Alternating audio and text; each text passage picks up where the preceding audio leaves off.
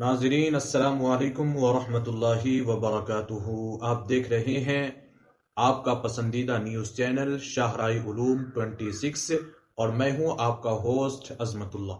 آج کی سب سے بڑی خبر جموں کشمیر سے سامنے آئی ہے، جہاں ایک چھوٹا سا قدم پورے ملک میں بحث کا موضوع بن گیا ہے۔ جی ہاں، ہم بات کر رہے ہیں جموں کشمیر کے مکھیہ منتری عمر عبداللہ کی، جنہوں نے ایک پروگرام کے دوران ایسا فیصلہ لیا جس نے ہر کسی کا دل جیت لیا۔ دراصل ایک سرکاری پروگرام کے دوران افتتاح کے لیے ایک ربن لگایا گیا تھا، لیکن جب وزیر اعلیٰ عمر عبداللہ اسٹیج پر پہنچے تو انہوں نے اس ربن کو کاٹنے سے صاف انکار کر دیا۔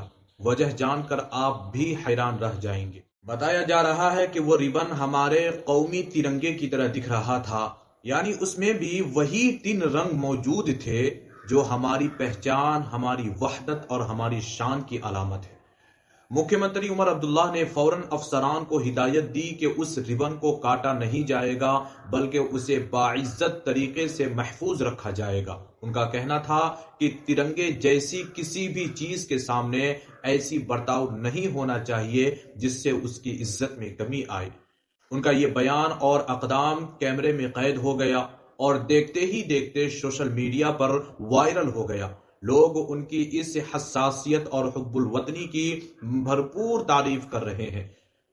سوشل میڈیا پر صارفین کا کہنا ہے کہ آج کے دور میں جہاں اکثر لوگ قومی علامات کے احترام کو نظر انداز کر دیتے ہیں، وہیں مکھیہ منتری عمر عبداللہ کا یہ قدم ایک بڑی مثال ہے۔ یہ ہمیں سکھاتا ہے کہ قومی علامتوں کا احترام صرف باتوں میں نہیں بلکہ عمل میں بھی ہونا چاہیے۔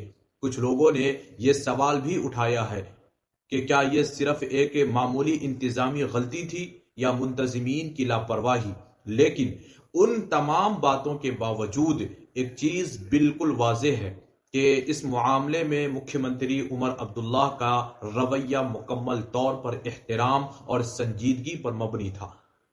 یہ واقعہ ہمیں یہ بھی یاد دلاتا ہے کہ ہمارا قومی پرچم صرف ایک کپڑا نہیں بلکہ یہ ہماری آزادی، قربانیوں اور شناخت کی علامت ہے۔